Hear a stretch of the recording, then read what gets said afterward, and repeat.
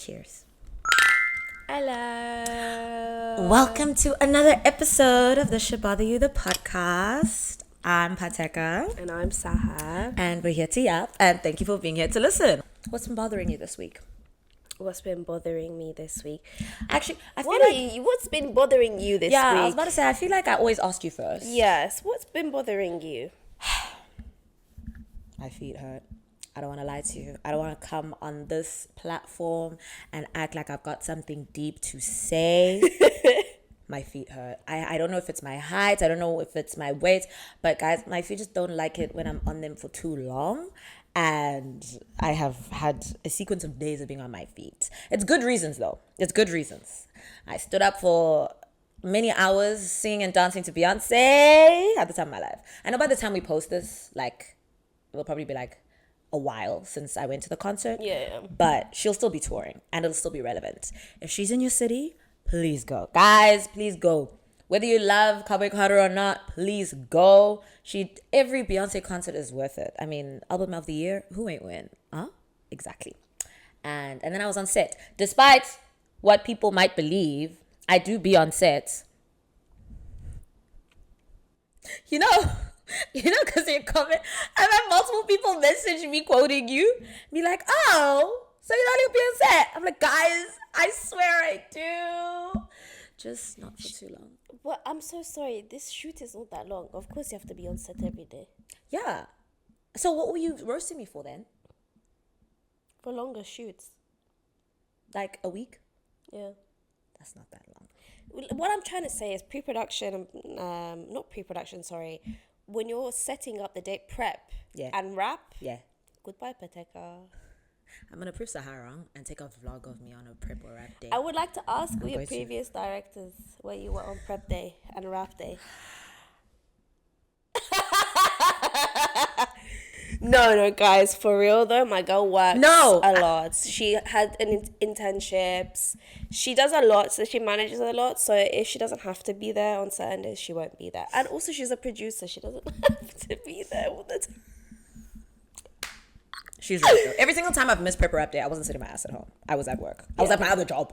So in really Burbank. and truly, Burbank? exactly. Yeah. So really and truly, that's what was going on. But I'm pretty sure I was there for the missing middle. Not for prep day. Rap? Maybe for wrap. I was there for all the raps. Yeah, because we wrapped on the same day. We did have the extra rap days, but yeah. So anyways, Beyonce and set are the reason why my feet hurt, but I will prevail. What's been bothering you? What's been bothering me this week? So, I screened my film. Was it last weekend? Yes, she screened her thesis film. Woo! And I'm proud to say that I think definitely can say that hopefully if this weekend coming up, I'll allow one of them to do well, But I think two brown women did great this year. And I think we're the minorities in our directing cohort because they literally don't have any other POC, like any black folks or any like... Yeah, you don't have black women in your cohort, do you? No black women, no Muslim women. I mean, low-key Muslim, but not practicing Muslim. Is there any black male no directors in your women, cohort? Huh? There's no black men in your cohort? No. There was a guy, this guy came in, but then he left in second year. It was very quick. Oh, I don't remember him. Yeah, I think he transferred, but then he left like he didn't like it, and I don't blame him. But yeah, so it was nice to see that two brown women were occupying the space with their films. Literally even like from the perspective of like the audience, everyone was speaking about like either Sahar's film or what's her name? Kanishka or Kanishka's film. Yeah, they were beautiful. Yeah. But I think the thing that bothered me about this screening was the fact that the night before, me and Pateka went out just to have a little bit of a celebration. And we went out and we just had these two weird men bother us. There was this man bothering me and trying to guess where I'm from. And he literally, the first thing he said, not hello, hi, are you Indian? I'm like, no, I'm not. But I get that a lot. I just don't like it when people try to assume where I'm from. And because of my skin color, they try it. They don't associate me with, I don't know why, with like the Middle East. It's more towards South Asia, which if I was Indian, I'll claim it, but I'm not. That part. I'm not.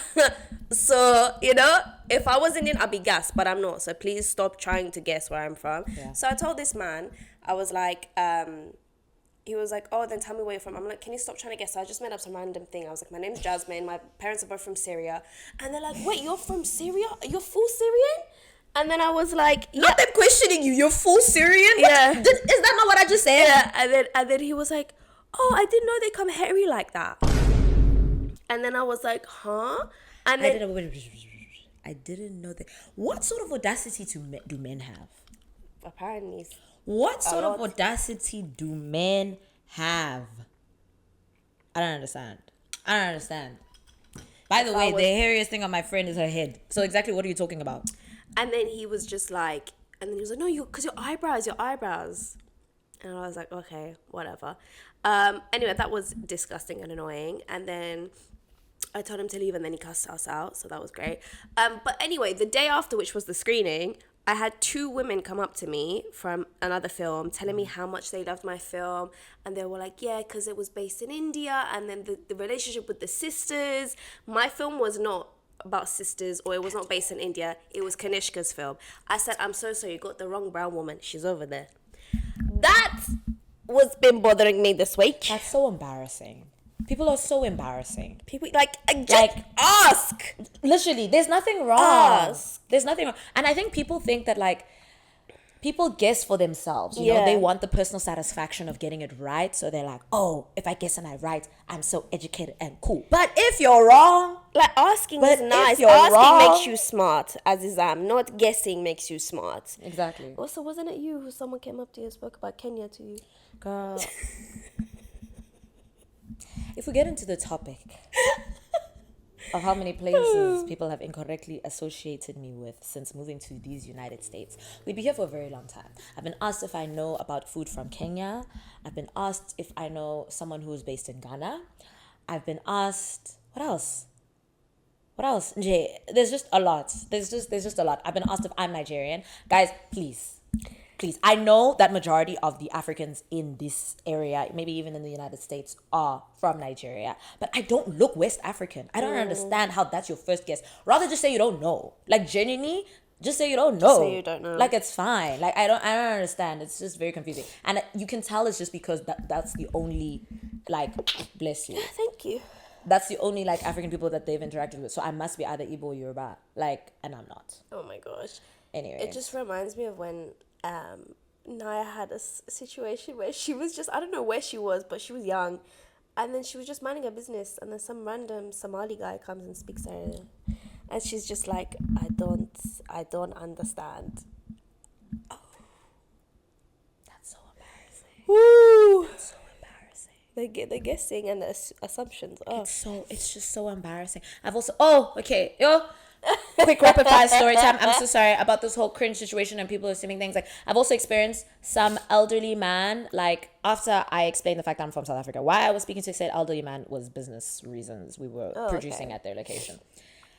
And we were about to leave and he was like, can I reach for your hand? And I'm thinking he just wants to shake my hand to say goodbye, the formal goodbye. And he's like,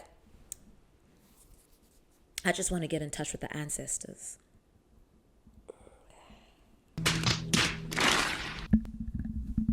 Which ancestors am I? At that time, I was 23 years old. My 23-year-old self, how can I connect you to your ancestors, my dear? No, Haram. Was he African American? Yes. Maybe that's why.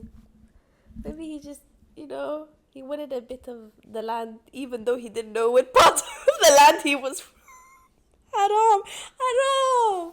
I obviously wasn't mean to him. He's an old man. I'm not going to correct you or anything. I was just how you shake a normal person's hand. I was just like, ha, ha, ha, ha.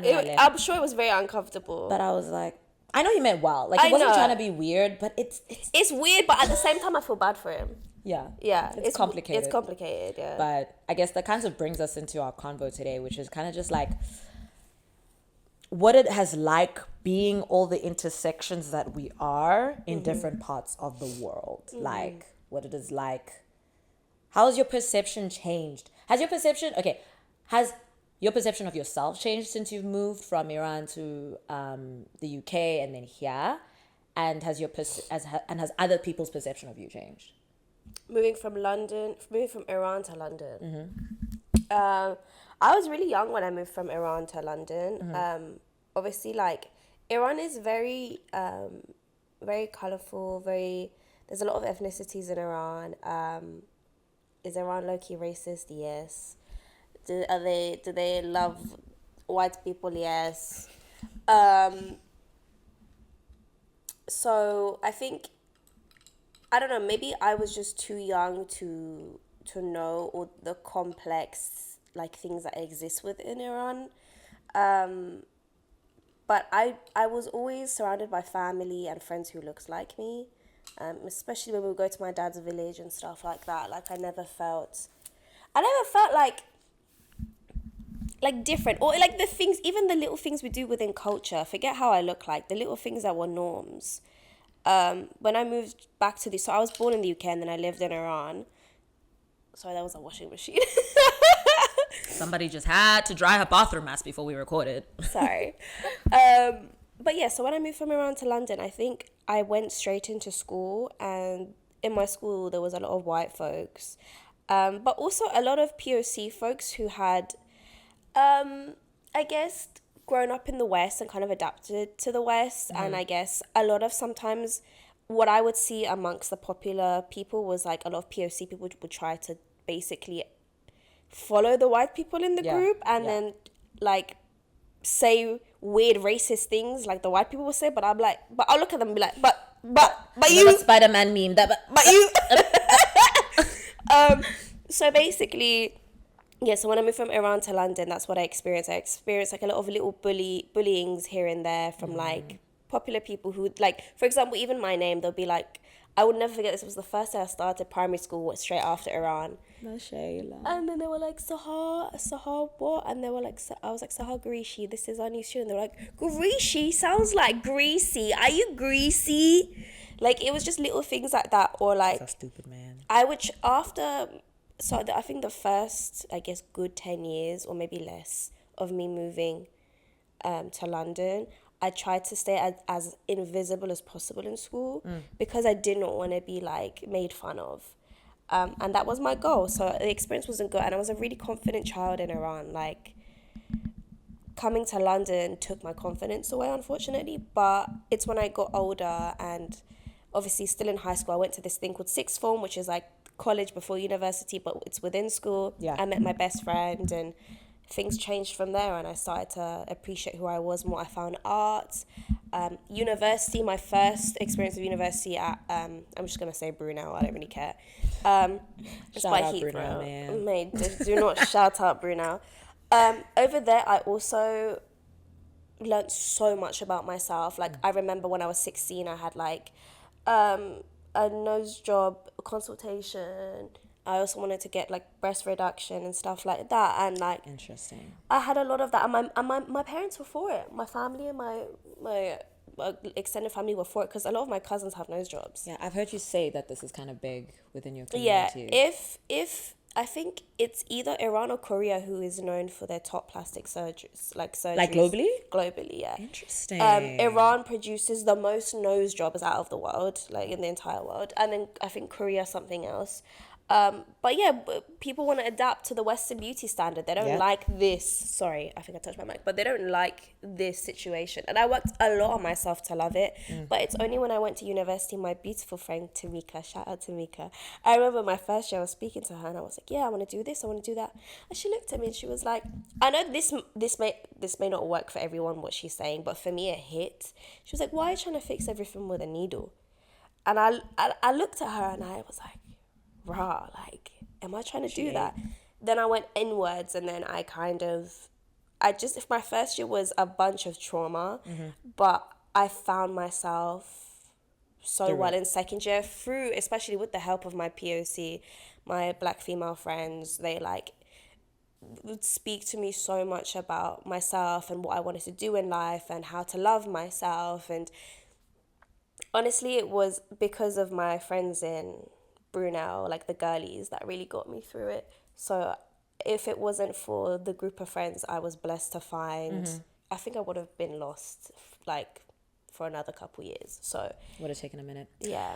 We love community. Yeah. But that's my trip from London. Not sorry, from Iran to London, and then LA. I guess we'll speak about later. But what about you? So South Africa is mostly black. There's mostly like black. The most of our indigenous people are Bantu people. So a lot of the people in terms of like demographically wise look like me. We speak a myriad of languages, and so my home life instilled a lot of confidence within me.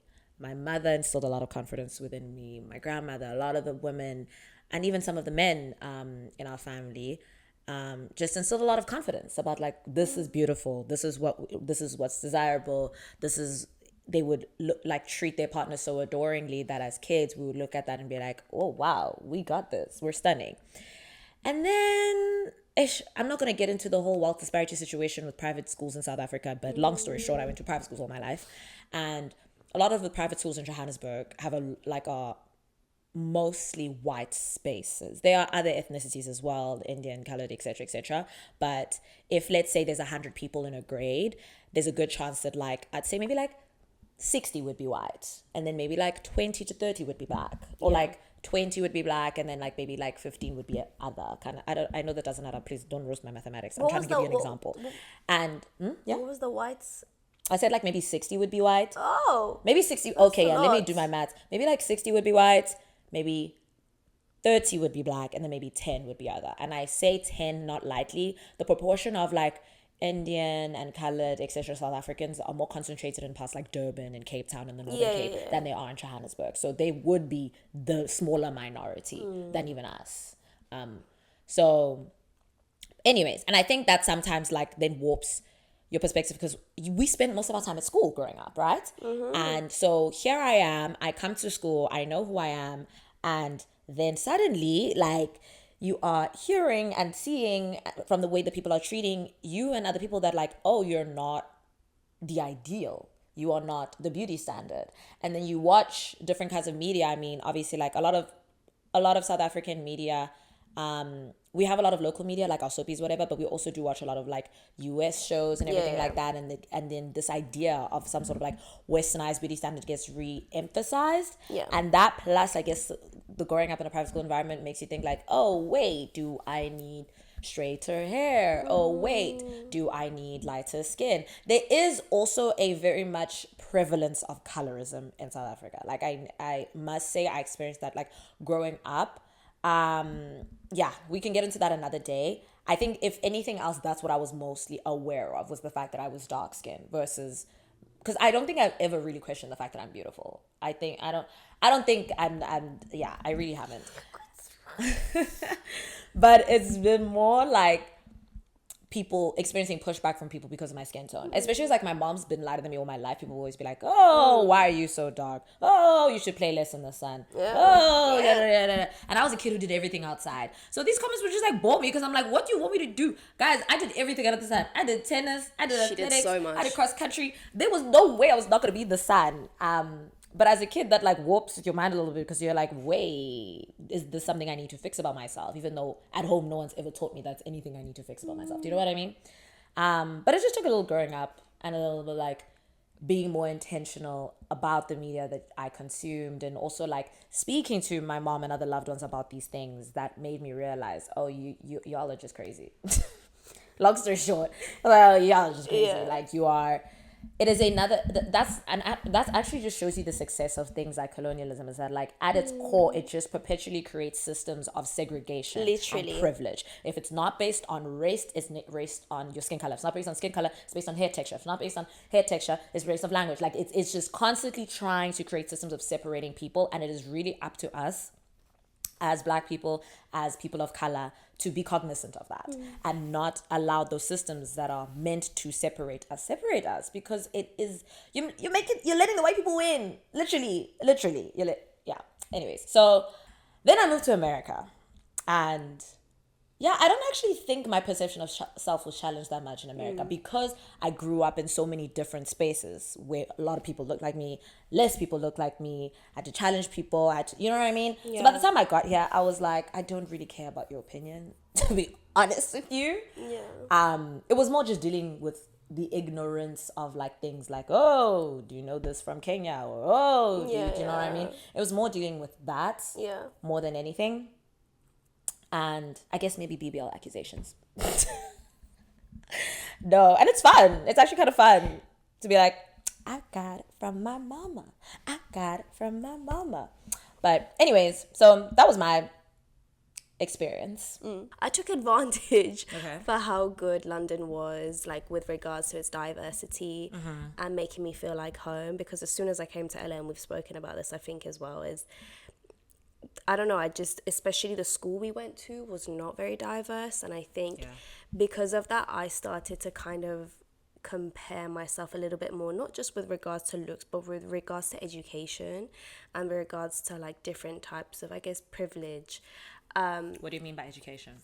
Because obviously we have to write scripts and we have to read them out loud and people have to read them, and oh my gosh, and my anxiety would get involved in that, and I would get so embarrassed that I misspelled something or I couldn't read something. And one thing about professors and the students, you will not get away with the spelling error or They grammar will, error. they will roast you. They don't. It doesn't matter Yeah. how good that scene is. They'll be like, I can't even process the scene because you because this- spelled there without the apostrophe. Yeah, like it's that. I think stuff like that brought my confidence down, but also seeing not enough POC folks in our school. But I think that aside, obviously I would go to LA all the time, and you guys know I had like my community there, which I would run away to, and then slowly, me and Pateka found each other. Our other friend Issy, my other friend Chaywan. Like it's slowly it comes together, you know.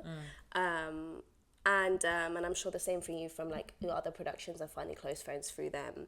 But I think the one thing that I've really started to also tiptoe into, which I don't like and I want to get out of, is comparing my body shape and my weight here, because all the girlies here, gym attire, going to the gym, no fashion, just gym, just leggings and khakis, because What do you have against athleisure? I just don't like physical activity. But anyway, She really doesn't. I've been trying to drag her to the gym. the thing is, I know I need to go to the gym more, but I think my body has always been one type of way, Okay. and coming to America, it's changed, Okay. and Which is normal. which is normal, Yeah. and I'm trying to love my body. Like I know I need to properly like exercise and stuff, but I'm trying to love my body at this stage as well, even though it's going to need to change. But I'm just still trying to acknowledge that, hey, this is a stage, and you need to love yourself in whatever shape you turn into or come out of or whatever it is, because you know, bodies go through changes. Do you think exercising and stuff would contradict that? What do you mean? Like, do you not think that there's room for simultaneously loving where you're at and who you are, whilst also wanting to move your body for health purposes? So I don't think it contradicts it, because if I lose weight, I'm gonna look at something else to pick apart. So I naturally would. I don't think I'd ever have a flat stomach, like you know how some models do. I don't think that's me, because it's never been in my family. Like even if when we were very, very like when we lost a lot of weight, there was still not like a flat stomach, and I need to acknowledge that that's not going to be me, or like I'm not gonna have a certain body type or and that's okay. And I need to be okay with it now. So even when I lose weight, I don't look for something else to pick apart. Do you know what I mean? Because I know That's myself. very important, especially because beauty standards are always shifting. They're always fucking shifting. You will be chasing a shifting goalpost if you are ever aiming to appease beauty standards. Exactly. So after Tamika said all of that to me in London, I cancelled my nose appointment and everything like that. And I made a documentary about the beauty standards and the Iranian nose and body hair and stuff like that. And you would think after so much like effort, like I'd be okay, I'd be fully happy with myself. No. Like when we still go out, like I compare myself all the time, and I'm just like, LA's kind of done that to me, maybe because it's like known for like plastic surgeries and beauty and all of that. No, beauty is a currency, and this place definitely will remind you of that. Yeah, so I'm just trying to be okay with myself. And I unfortunately, I feel so bad. A lot of people around me also feel the way I do about their bodies, and I think it makes me sad. So I don't know, I just think we need to learn to be okay with the stage our body's at and not compare ourselves. And it's easier said than done, but I think that's what's been a weird thing for me from after moving from London to LA. Is like I've compared myself a little bit more with regards to my body. Well, lead by example, my dear. You want everybody to accept themselves and move with pride and joy and ease. Lead by example. I will try. Yes, you should.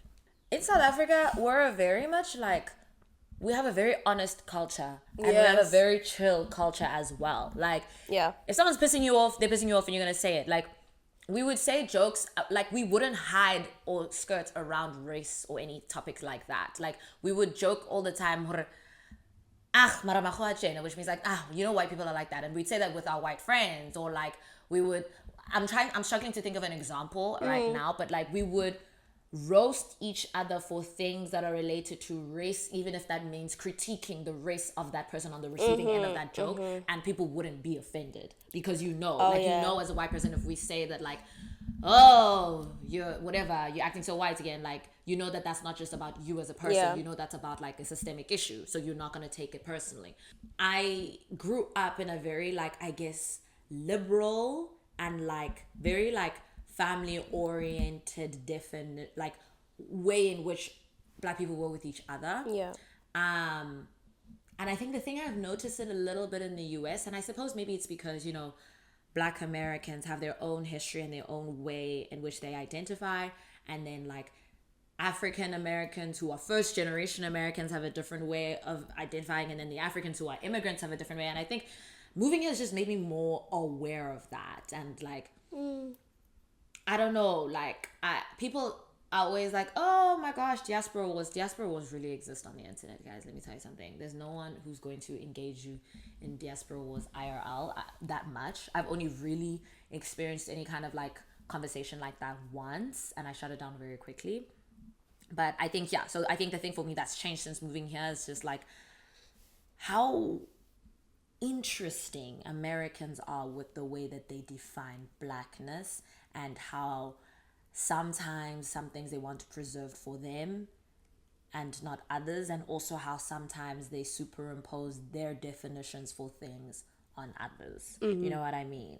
And also how like here, being Black, yes, it is a race, but it's kind of synonymous with a cultural grouping as well. Because beyond being Black or African American, they don't really connect to any other cultural grouping once they've been here for a certain number of generations. But for us, being Black begins and ends at a race. I am Black, but ethnically, I am a Sotho woman. Do you get what I mean? Like I have different layers at which I can identify myself.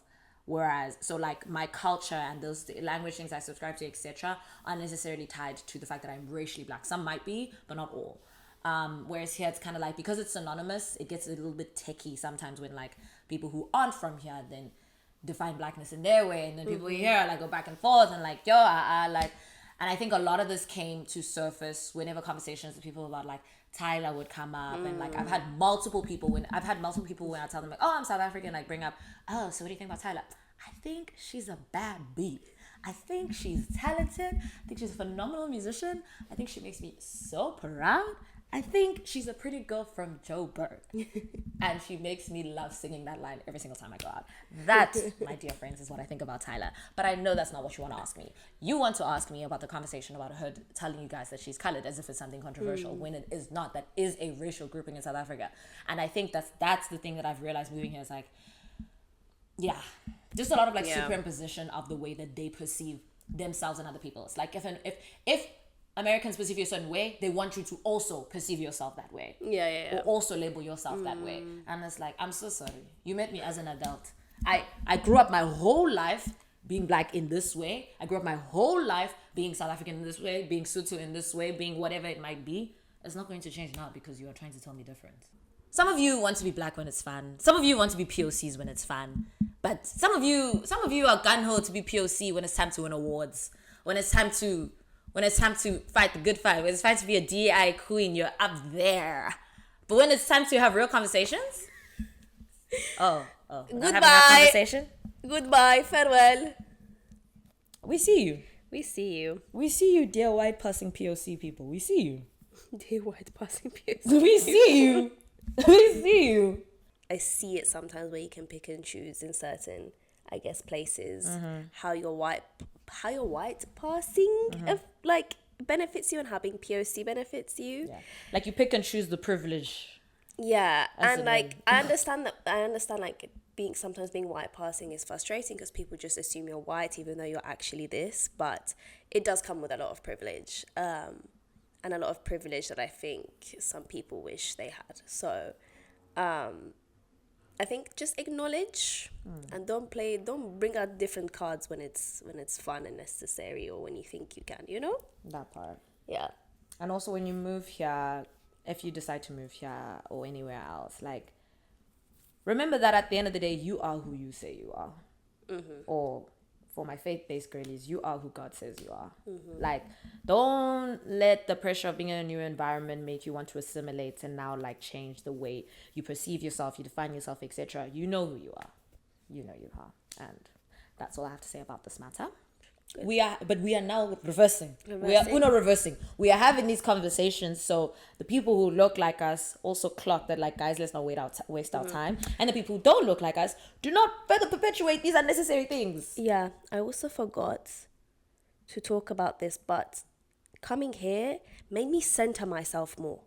In London, it's such a big melting pot that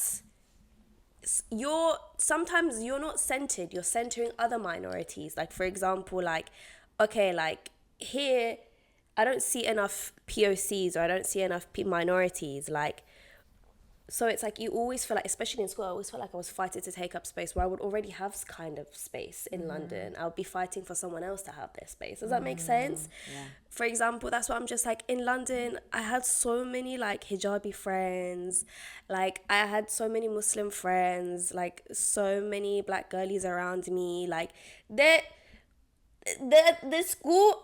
Oh, and why I'm always like taking a step back so minorities can be more centered and seen. Now I feel like I'm centering myself here, and I know I'm a POC and it's okay to center myself, but mind fuck. Can I just say one of the funniest things, but speaking about like all the friends you had in London, one of the funniest things Sahar said to me when I was like, I think we're gonna be great friends, and she's like, dude, before I came here I didn't even have a single white friend. Do you know that? Like No, I've never. My only white friend was this girl who was horrible. By the way, she was racist. I'm sorry, guys, if there's any white people watching this. I don't hate. Look what you're doing. I just don't have them. I think it's a cultural thing. It's also just depends where you grew up, dude. Yeah. Like the part where you grew up doesn't necessarily have a lot of white people. If you have sauce, yeah. If you have Riz, come through. Do you know what I mean? Let's be friends. But unfortunately, I haven't met any saucy Rizzy. Proof Sahar.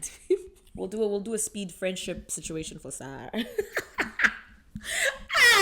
Podcast cancelled. Oh, cut the cameras. Dead ass. Cut the cameras.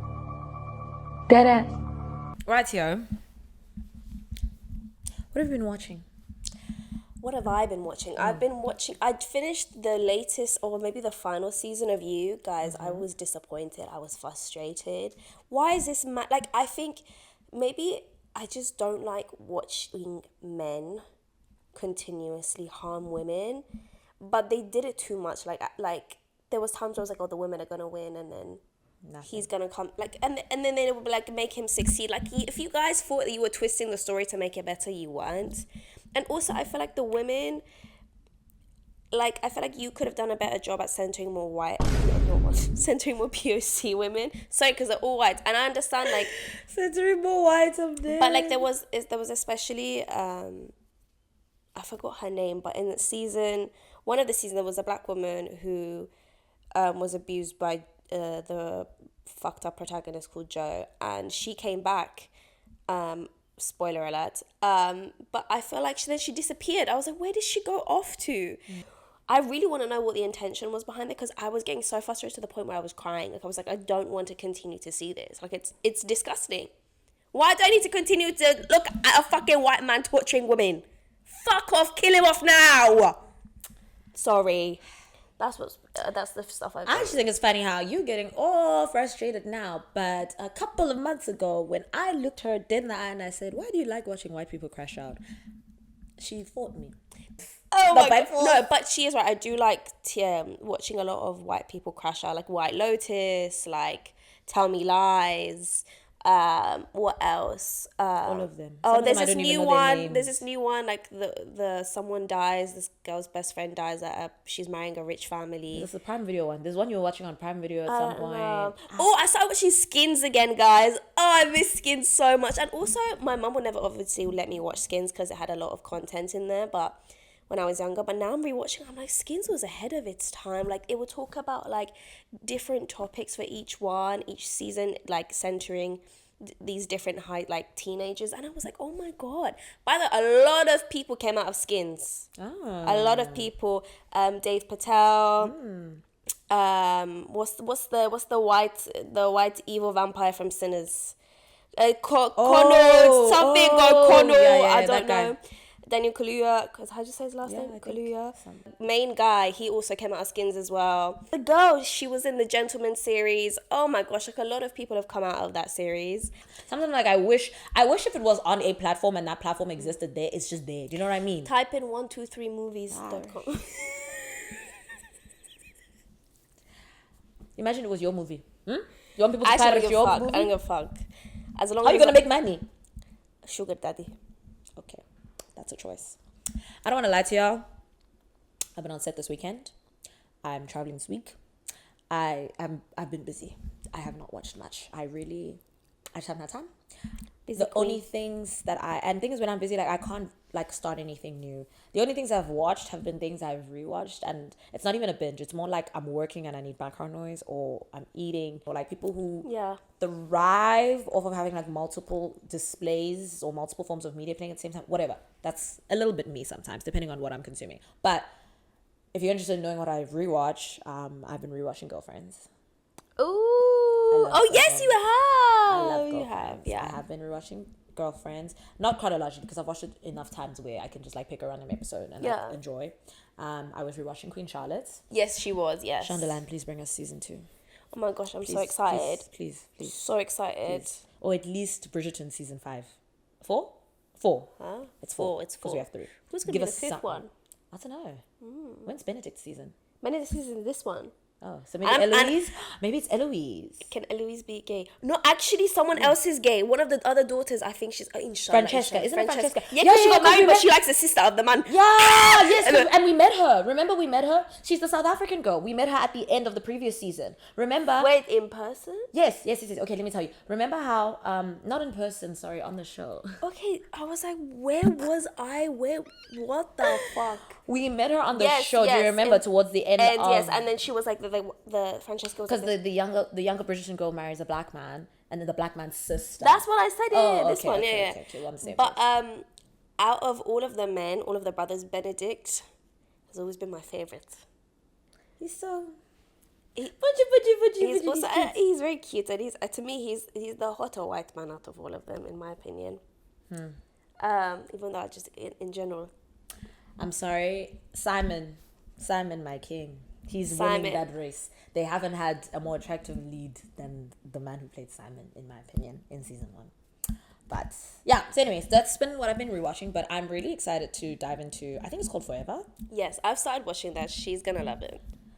Apparently romance is back and I'm very excited. I love who they've cast as well. The lead woman who they've cast, I used to watch her in Greenleaf. I really love the series Greenleaf, and she used to play in Greenleaf. So, and unfortunately, that brings us to the end of another episode. Yes. It was lovely speaking to you guys. As always. Thanks for being here for our yaps. Thank you for watching. I was editing another video of ours the other day and I realized we didn't say goodbye. So, one thing we're always going to remember is to say goodbye and make sure to record. Also, And we're doing that whole thing where they're like, put it out there and perfect it later. That's what we're on.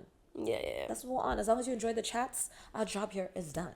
Exactly. And in that vein, please continue to support us by subscribing, by sharing this video with your friends and family, by, I don't even know what. The next time you go out and a man asks you for your number, you must grab his phone and put the link to our YouTube channel. Make him subscribe. Yes, that is what you should do. That's what you should do instead of giving your number. Thank you so much. Thank you so much.